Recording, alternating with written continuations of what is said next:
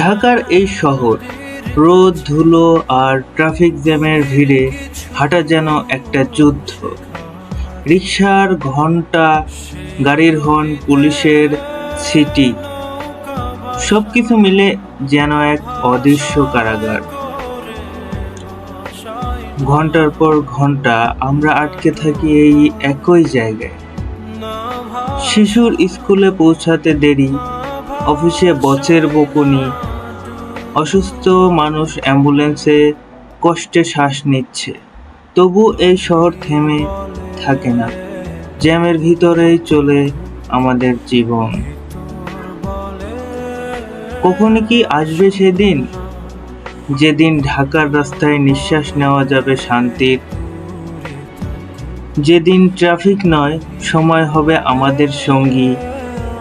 আমরা কি পাবো সেই মুক্ত শহর, যেখানে ক্লান্তি নয়, থাকবে শুধু স্বস্তি আর শান্তি?